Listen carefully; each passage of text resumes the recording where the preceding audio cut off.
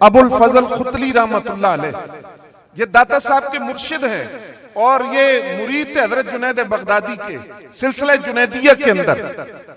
हजरत Junaid Baghdadi दाता साहब के दादा मुर्शिद हैं।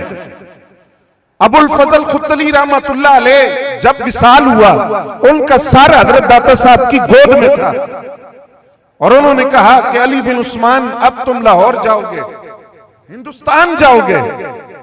दाता साहब अपने मुर्शिद के हुक्म पर, और मुर्शिद का विसाल इस तरह हुआ कि सर हजरत अबुल फजल खुतली का हजरत दाता साहब की गोद में था।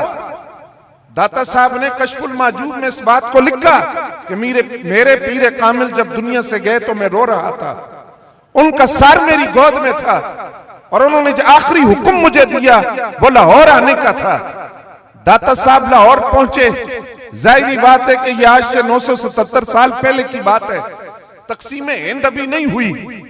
ये जिसको बड़े सगीर कहा जाता था, हिंदुस्तान पाकिस्तान एक था, यहां हिंदुओं का गढ़ था, हिंदुओं की कसरत थी और उन हिंदुओं के अंदर एक हिंदू था जिसको राय राजू कहते हैं।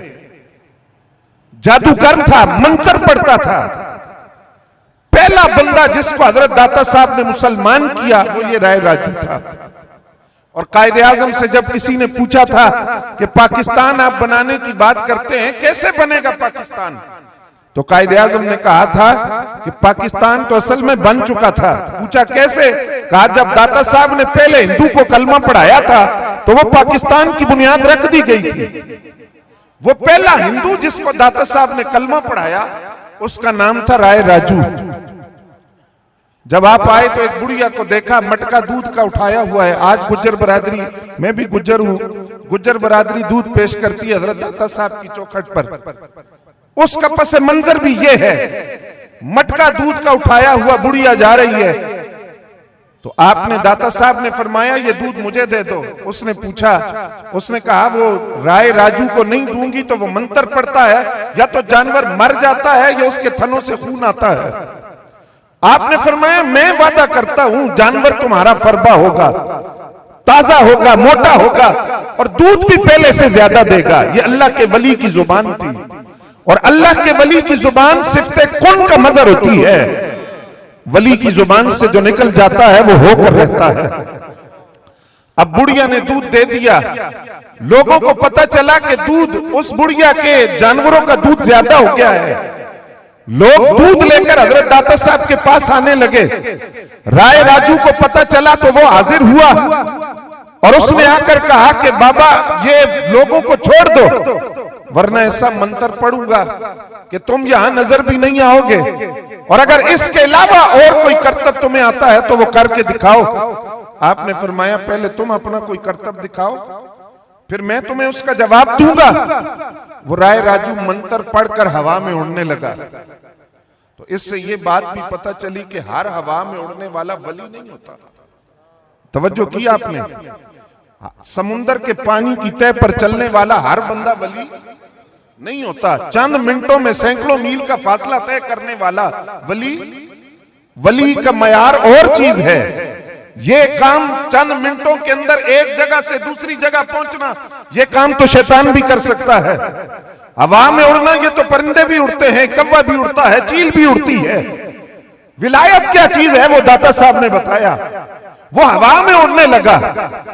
हजरत दाता साहब ने कदमों से जूतियां उतार कर हवा में फेंकी। खड़ावें थी लकड़ी की, वली कामिल के तलवों से लगने वाली, वो जाकर राय राजू के सर में लगी और असल दाता साहब ने पैगाम दिया, ये जो तेरी जात में कमाल है ना उड़ने का हवा के अंदर, ये रब ने मेरे तलवों से लगने वाले खड़ावों को ये कमाल अता किया। पहले मेरी इन जूतियों का मुकाबला कर, रब के वली के कदमों से लगने वाले इन खड़ाओं का मुकाबला कर, फिर बाद में जात की बात करना। वो नीचे आया, आपके कदमों में गिरा, कलमा पढ़ लिया, दायरा इस्लाम में दाखिल हुआ। और जो वली कामिल से दामन से वाबस्ता हो जाए, वली कामिल कभी उसको तन्हा, आपने नाम रखा अब्दुल्ला, राय राजू का नाम रखा, सारे बोले जरा अब्दुल्ला नाम रखा।